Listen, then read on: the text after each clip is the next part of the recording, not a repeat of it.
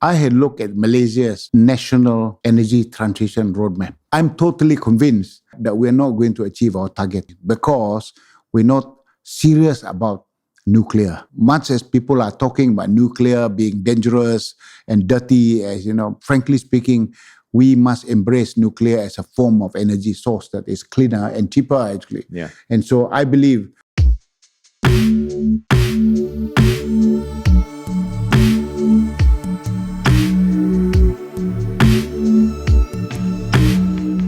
Welcome to the Game of Impossible podcast. My name is Leon and this is my dad, Idris Jala. We are a father and son podcast where we discuss all things transformation through the lens of business, leadership, sport, and faith. Today we're going to talk about the subject of retreating. You've often talked about taking time to reflect. So the question usually is, how do we reflect in a way that is productive as well? Sometimes there can be the sense that retreat is merely withdrawal, in which case, in many times it is to withdraw, but that actually through with retreat and through structured retreat, that can actually be the thing that propels us forward. The question is, how do we do that in a way that helps us to move forward? We'll talk about it through two lenses. I think, first of all, let's talk about it from the level of the individual, and then later we can talk about how this can then apply to the economy at large. So let's start with, at a personal level, why is it important to have a discipline of reflection, discipline of retreat? the discipline of retreat and reflection is so important because if you don't have the habit of doing that, you will never turn your knowledge and experience into wisdom. And my view is very squarely that people who have a habit of doing deep reflection, they turn their experience through reflection into wisdom. And this is a very important component. You'll notice that a lot of wise people in the world, whether you think about it, Jesus Christ, Aristotle, Confucius as well, are people that had undergone tremendous retreat or periods of reflection, really thinking deeply about everything. And that's one thing, because wisdom is important. The second reason why people must go through a retreat or reflection is the opportunity to look at themselves in the mirror and course correct. You mentioned Aristotle just now, and I think Aristotle was the one who said that the beginning of wisdom is coming to know yourself. And so actually that is also partly why we retreat, because as we retreat, that gives us an ability to do a self-audit. Before we audit other things, before we audit our systems, our businesses, our teams, it allows us a space to audit ourselves. Yeah. When you go through that, you look brutally at yourself in the mirror and find what are the things that you're doing well, your strength, and what are the areas you are just managing, and where are the ugly parts of what you're doing. Looking at yourself in the mirror, very honestly looking at it. And nobody is watching you while you do it because it's just alone by yourself. So you're free to go criticize yourself by looking at yourself in the mirror. It's only when you do that repeatedly, then you'll discover what are the things that you need to change, and based on your own reflection. That, I think, is the hallmark of good leaders. People who are prepared to look at themselves regularly in the mirror, to just do that. And so you said regularly. How regular do you personally reflect? Once in 2 weeks. It's useful, like, this little room here, Leon, it's useful to just sit here undisturbed for a few hours, 2 to 3 hours, just thinking about it, thinking about those two things. Lately, I found a very useful tool, apart from just looking at myself in the mirror. I choose a subject of the world that I think are problematic for the world. And I will say, what are my own reflections on the world system, the economic system of the world today? It's an example. But I have a very simple idea of how I do that, Leon. I put 3 columns on a sheet of paper in my retreat, my personal retreat. The first column is what I regard to be my teachable point of view on that subject. And why do I say it's important to have a teachable point of view? And that is, if you can't teach yourself an idea, chances are you cannot teach other people. And so you have to be able to teach yourself and be able to teach others. If you can't teach anybody on that point of view, that means you're waffly. And so that's the first column. The second column is, what are the reasons to defend that teachable point of view? So you put the reasons 1, 2, 3, and 4. And then the third one is you then put what are the evidence to support the reasons why you hold that point of view, the evidence, the facts and figures that you can underpin and argue that being the case. And if you regularly do this, what happens is that, the world today, for example, there are only very few things in the world today, as we speak it, that are topical. First, you have an issue around the Ukraine and Russian war. Then you have another one called the Iran and Israel and the US dealing with the nuclear bomb. And then you still have the Israel and the Hamas and issue. Then you still have the ongoing conflict between China and America, US, with regards to Taiwan, the Taiwanese issue. Then basically there was a time, it was a discussion in about Brexit. There was a time that was a hot topic. Yeah. And so if you regularly do this, then you discover you form your views as you research and think about this thing deeply. The next time you meet people at the dinner party or somewhere in the canteen, when they talk about those topical subjects, naturally they would. One of them, obviously, Donald Trump's tariff. And if you can form your views on that, you will look like you're a very wise man compared to many of them because you had thought it in a structured manner. Not that you're smarter than them, but you have just thought about it and really considered it deeply in your retreat, in your reflection, and they become part of your thinking and knowledge that's just in your head. And so when you do that, you look like you have become wiser compared to many other people. It isn't just that you're smart. You just had time to reflect on it and begin to own the arguments. I guess one of the challenges that people have is because when we use the word retreat, somehow maybe it's because we use that language around things like company retreats or team retreats. And therefore, by virtue of that, I tend to associate retreat as an annual thing, something that doesn't happen so frequently. I see. But I think what is important here is the fact that a retreat, yes, you can have maybe an annual retreat that is maybe a slightly longer thing. If you're talking about a personal one, then maybe that is something where you take a couple of days to go away somewhere and really spend very deep reflective time. But that doesn't mean that you can't have pockets of retreat, pockets of withdrawing. Reflection. Maybe let's call it reflection. Even on a daily basis, that can be done as well. For me, I've found it a bit of a challenge in the past to make time for it. And I realized that I just needed to put it in the calendar. So for me, I have a calendarized touch point for reflection every day, and it's in the diary, so that every morning when I look at it, it's in there. I have a slot that is calendarized for reflection. I have also a slot that is calendarized for time to look at my emails, something I'm not very good at doing. And so I've realized that for me, I need to kind of put these things in the diary in order for me to make time for it. And actually, when we do that, we realize that whatever time we thought we didn't have, you'll actually find that you'll be able to make time for doing that. One of the pastors in our church, his name is Alvin. He preached a sermon yesterday on this very topic, actually. Right. And what was interesting was he talked about, first of all, the realities of sometimes we don't have that much time to retreat. And so he said in his case, on a quarterly basis, he does a retreat. But in his retreat, he says, most people would think that a retreat has to be at least a one-day thing or a few-day thing. In his case, he says, well, I'm a father, and so my retreat only lasts for 2 hours. But what I thought was interesting was the set of questions that he would ask himself on retreat, and I have them listed out here.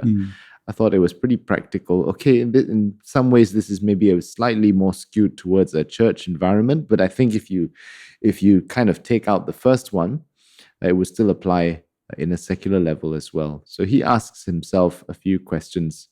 He calls it a role review.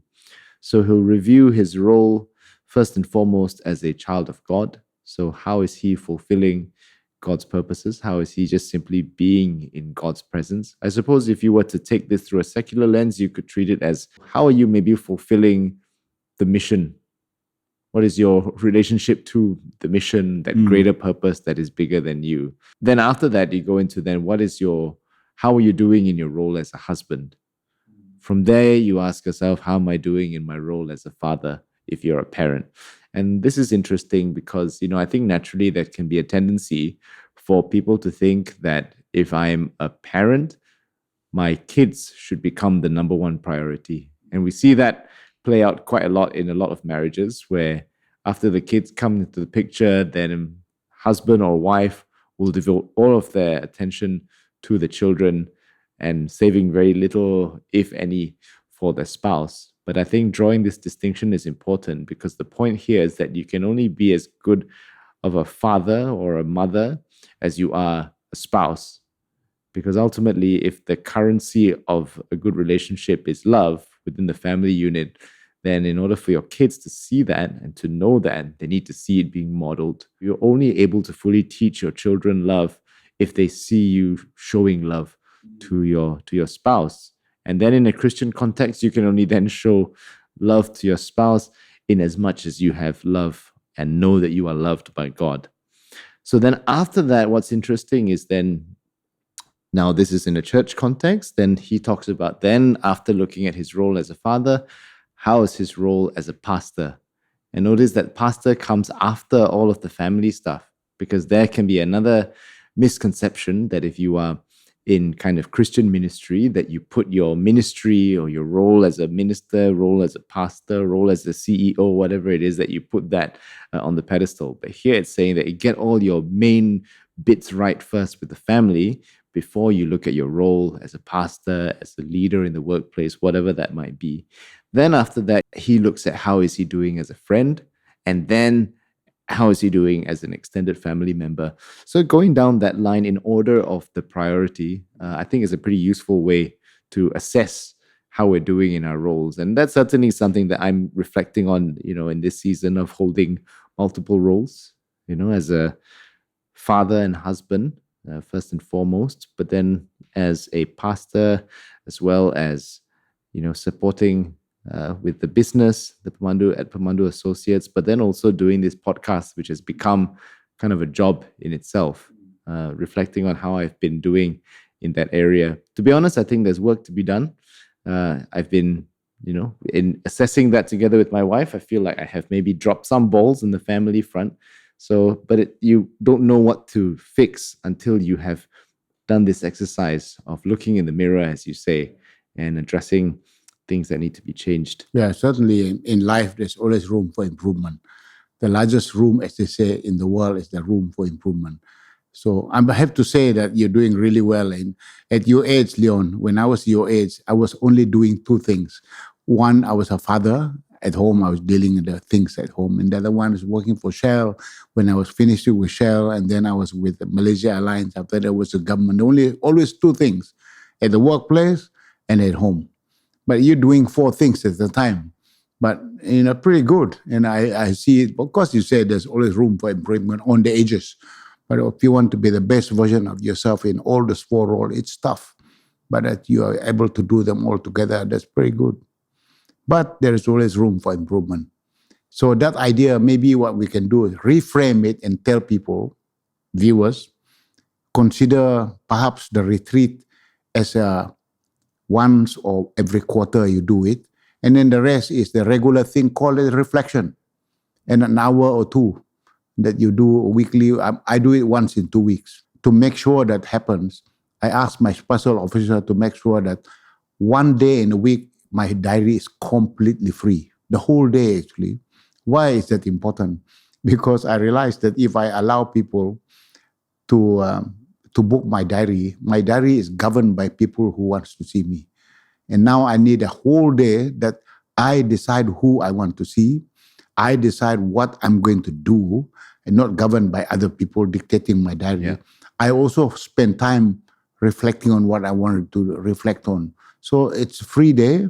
You turn up in people's office unannounced, chat with people, or you make phone calls and create new ideas that you're not chased by other people. Otherwise, before long, you realize that every single day, you just bombarded with emails, you're bombarded with phone calls, bombarded with meetings that other people want to meet you. To that point, a lot of people might think of this idea of retreating or withdrawing as being a bit counterproductive. But I think in this case, like you've said, if you've taken time aside, and if part of your reflecting, part of your retreating is also involving a level of planning, then that is something where you are definitely retreating in order to advance. Because in my case, let's say, in order for me to do that big kind of calendar blocking exercise, it took a long time. I think I had to spend about 2 hours just kind of auditing my calendar and then putting in a lot of these recurring things, even blocking in exactly when are the slots for me to spend time with my kids, and actually really putting that in the diary, in the calendar as a recurring event. So all of that took a long time to set up. And I started to think, well, isn't this a lot of time wasted? Because I'm taking time away from my day-to-day tasks in order to do this calendar exercise. But what I found is that has freed up a lot of time now in the long run, because whenever someone asks me for my time now, I don't have to scratch my head. I don't have to have so much cognitive load, having to look through my calendar, having to make decisions, because I'll be able to see very clearly what are the times that I've blocked off for family, what are the times that I've blocked off also for me to just kind of look into my own tasks, but also specifically having some time that I have blocked off, not because I've blocked them off as time that's not free, but it's time that I've blocked off to say, well, this is my kind of leeway to play with. So if something else comes in which is a little outside of the ordinary, then I know exactly what are the slots I can maybe explore for things like that. So retreating in order to advance. Maybe let's now talk about it from from an organizational standpoint. And then we can go into looking at the economy. What are some of the pitfalls of maybe not retreating enough, maybe as an organization first? Well, people who don't retreat and don't reflect, you know what they go through? They become drifters. And I'll tell you very seriously why I call them drifters. Because you just caught up with firefighting. Busy organization, busy people in organization. If you just sit there and wait for people to book your diary, before long you realize that you are completely busy with people coming to see you. You're just reacting. That you look at your diary. When people come to see you, you are 100% reacting now. Reacting to responding to people coming to see you for decision. You are not making the calls now to advance a particular agenda. Because you must remember, when you're in leadership position, you have an agenda, you have a clear mission. But if you allow your diary to be bombarded and filled up with other people, now you are going to say, 90% of your time, you are like in a football match, you're defending. You're not striking, bringing the ball forward to score for the mission, because it's other people's mission that you're dealing with, reacting. So you have better reflect and say, well, if people look at the diary, do you realize that people who are busy, completely busy reacting, they actually never make real advancement with regard to their true north and their agenda? This is a really important thing. That is why every time we have a retreat, in PEMANDU when we have a retreat, we talk about our mission. What is our true north? Once we put the target there, then we clearly say there are 6 to 7 priorities.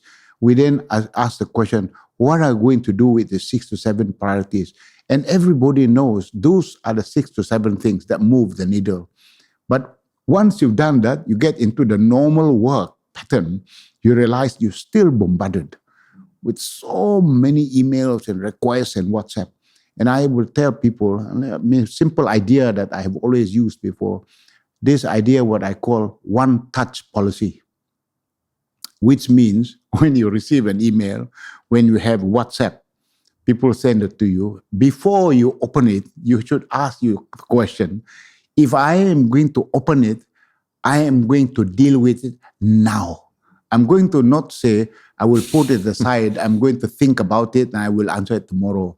No, don't do it. One-touch policy meant now. For example, if you send me an email, and I realize I need information and data, I could simply say, I ignore it for a while, I go and look for the data before I reply to you. No. One-touch policy means I will reply to you now. I say, Leon, I acknowledge receipt of your email. I have a lot more data I need to collect.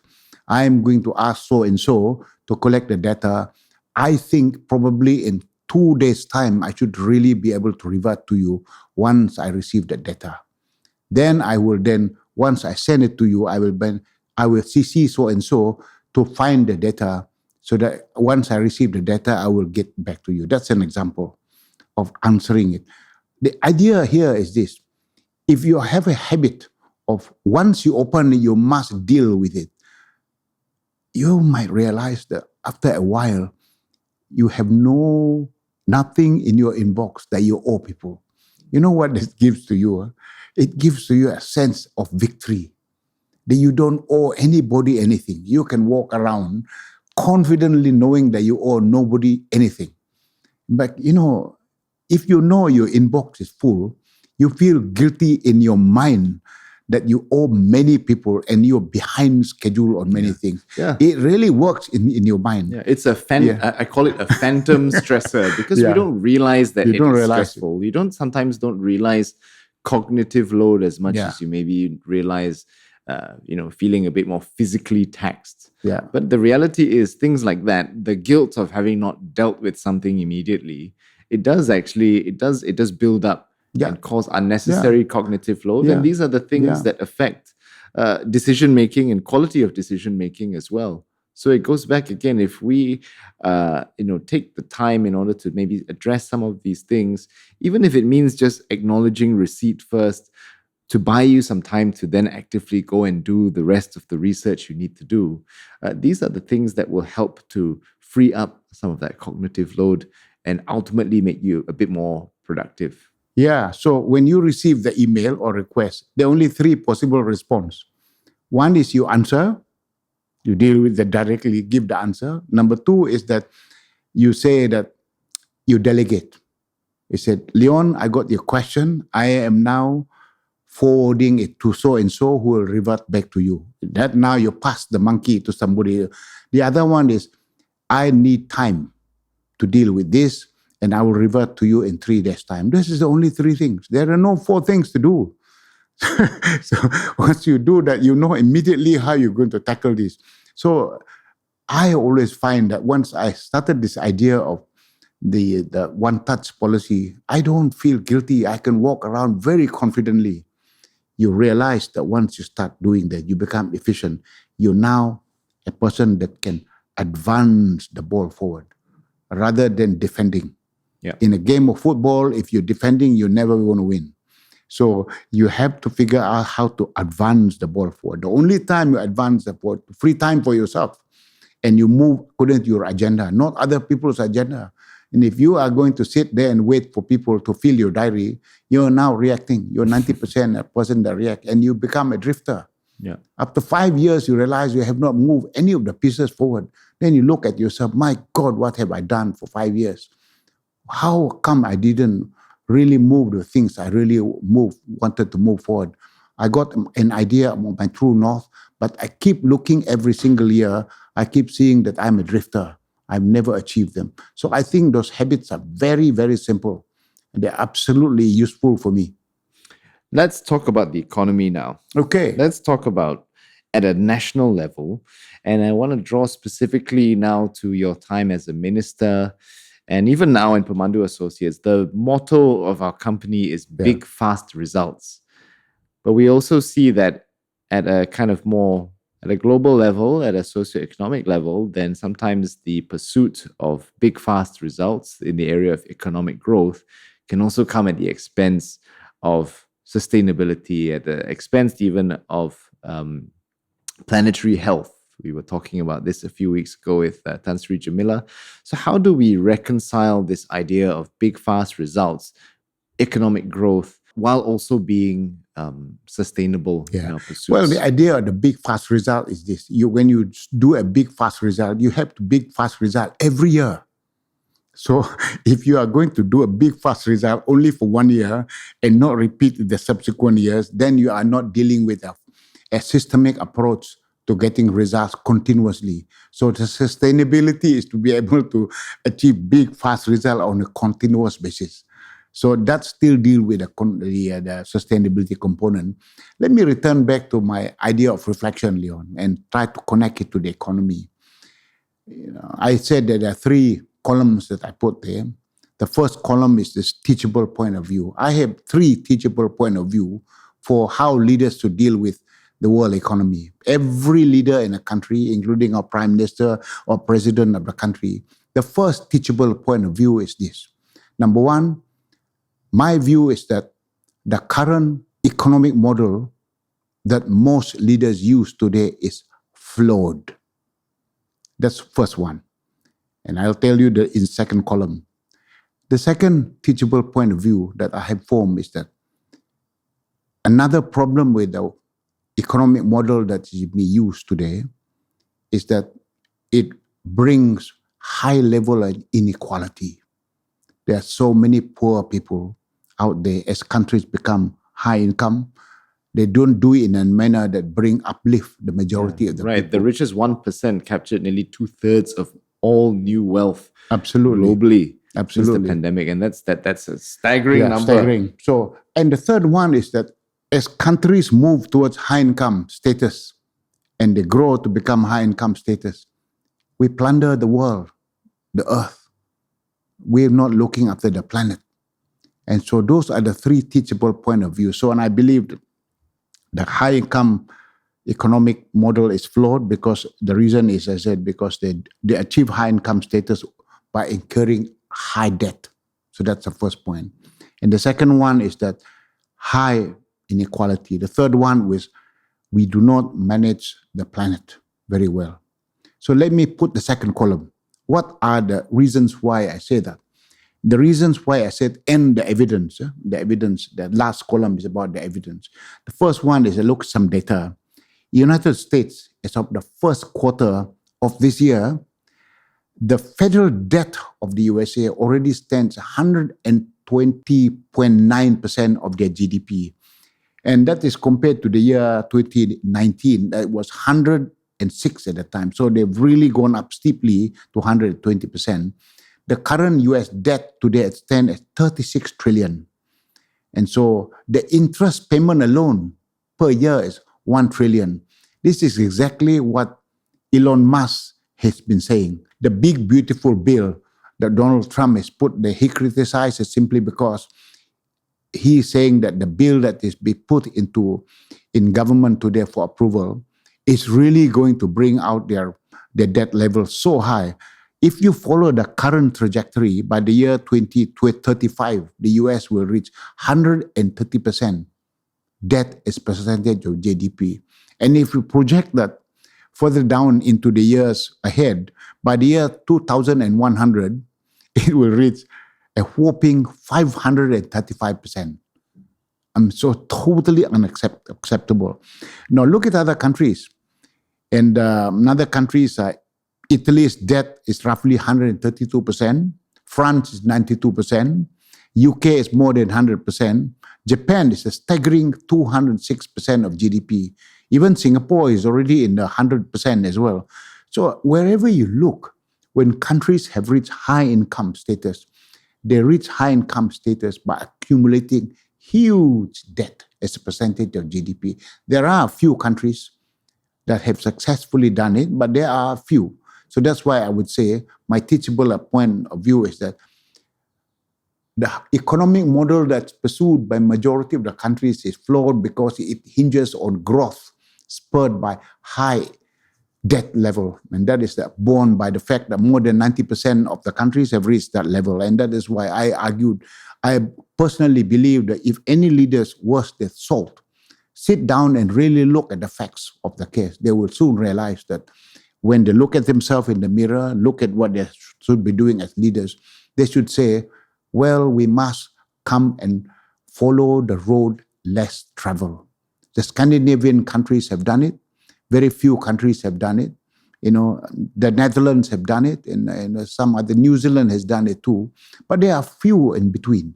There aren't many. So I really believe that you must follow the road less traveled, not follow the road most traveled, because the road most traveled brings you into a peril where the debt as percentage of GDP becomes unsustainable. And this is a huge problem for the world. And that's one. We can talk now about the second. The second one is about high inequality. There is only one country that has successfully lifted 800 million people out from poverty in our lifetime, and that's China. Yep. The Country Chinese of leaders, interest right now. the Chinese leaders have figured out a way how to lift 800 million people out from abject poverty in their process. But their model is very different. I think the rest of the world don't understand China. They think that China is using a method that is undemocratic. And they say that it's totalitarian, it's an authoritarian, whatever word that's being used to criticize it. And they say it's not based on meritocracy, but also actually flawed because they're looking at it from the Western lenses. To me, the Chinese are having a corporate model. And the corporate model is everyone that rises to the top in China, people like Xi Jinping, you would see Xi Jinping rose through from the bottom right up to the top and had tremendous experience. And this is the way in which they do it there. And it's the way that the corporate world functions. You cannot simply become the CEO of a publicly listed company by votes.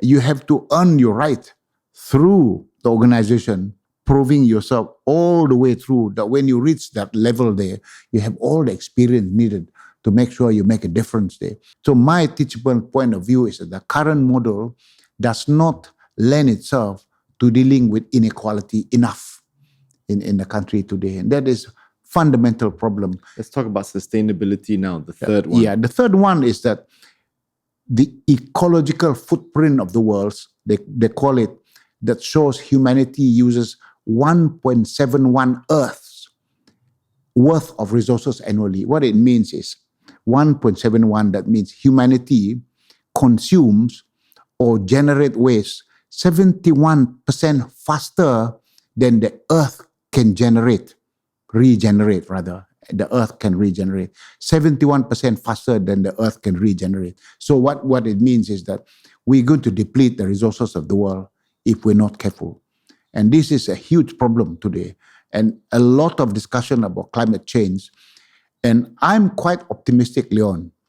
I see the world moving in a manner that through AI, generative AI, I somehow deep down in my bones, I just believe that we will soon figure out a breakthrough how to deal with this through technology, because the human brain cannot run as fast as generative AI with the speed that we're going to put out there.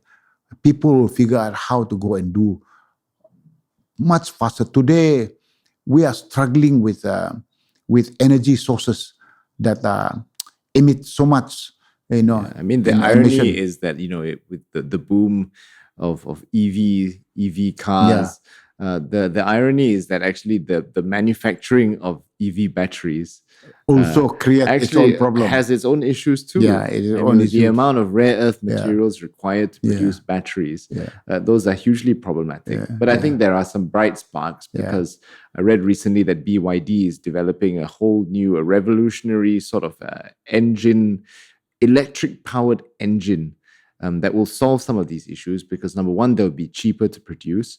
They will require far less rare earth materials. I can't remember what the percentage difference is, but I remember it was significant enough. But also for the drivers, for those who like to drive, like me, it doesn't then hinder your driving dynamics so much because the idea is because these will be significantly lighter than the kind of existing batteries, they will also just make for a better drive.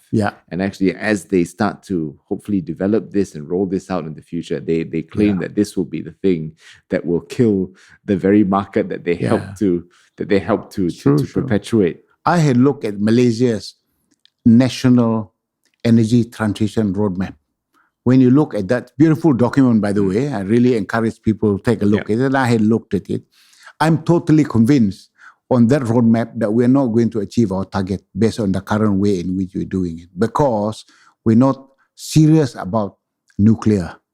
And much as people are talking about nuclear being dangerous and dirty, as frankly speaking, we must embrace nuclear as a form of energy source that is cleaner and cheaper, actually. And so I believe I do hear now there's a lot more talk in the government about wanting to revisit that. When I was a minister, we talked about this.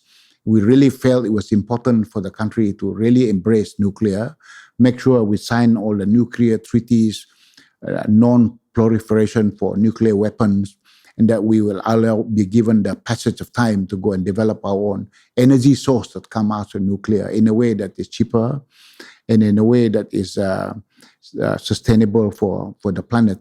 And I believe that's the way to go. And I think if we can embrace that, I think we can achieve the target. But we got to go and find a way how to go and do that. But of course, people they say, yes, you can do nuclear, but not in my backyard. And so you got to find a political will to go and get this thing going. And very important for us to do that. So in Sunway, for what it's worth, Sunway University, we've set up a center. The center is called Planetary Health, Center for Planetary Health, because Tan Sri, Jeffrey Chia, myself, and many others, the president of Sunway University, we all at one point felt that we should play our part in contributing towards knowledge that really champion this. It has to begin there. Very important. And so that's why Tan Sri Jamila is the person in charge. Whom we interviewed a few weeks ago. And she's very passionate about it. Episode 64, yeah. If you'd like to listen to that one. Yeah, so that's what we're doing there. So to my mind, when you look at those are the three areas that I honestly believe that leaders must come down and reflect and figure out what to do with those things. And if you figure that out, and I think you'll bring a new path towards a promised land that is sustainable, that is bringing a way that people feel that prosperity is inclusive and sustainable. Yeah. You want to be high income. So the motto is very simple. Let us be prosperous and rich, all of us, for a long, long time. And so if you use that long time, it means sustainable and that you are not doing to deplete the natural resources. So let us be rich, all of us, for a long, long time. Yep. GDP growth at the end of the day is a means to an end. Yeah. The end being the well-being of people, of mankind, the well-being of the planet as well. I really like this quote, and maybe we can close with this. It's a quote from the founder of Earth Day, who says that the economy is a wholly owned subsidiary of the environment, not the reverse. Yeah. Often it seems to be the case that maybe the way that things are, it seems that maybe the world is kind of seeing it as the reverse, whether it's governments, whether it's businesses. And so what a great reminder. And ultimately, I think the underlying message behind all of this is the more that we're intentional about retreating, the more we'll be able to chart a way forward, not in a way that is reactive, but in a way that is proactive. That works well for you as an individual, as you're thinking about how to move forward in your own personal pursuits, whether it's with your family, whether it's your work, but even as nations, as world leaders, that allows us to be less reactive and to really think, how can we chart forward while still caring for the people around us, while still caring for the environment as well. So retreat in order to advance. And on that note, tomorrow morning you have a flight to Japan with your siblings. I think the first time you guys have ever done a sibling holiday before. Yeah, my brother who lives in Perth and his wife, they're here in the house. And my two sisters are both in KL with their husbands. And we're flying to Japan and to Tokyo and Kyoto for spend a week there to do things together as siblings and find time to reflect and then retreat and to advance forward. And it's a wonderful time. And what a great way to retreat in order to advance. Have a good trip tomorrow, Dad. And for the rest of you, thank you for listening to yet another episode of The Game of Impossible. If you enjoyed conversations like this, we put up episodes every Friday at 6 a.m. on both our YouTube as well as Spotify. And we also have short form content on both IG and TikTok at The Game of Impossible. Thank you all for listening, and we'll see you next week.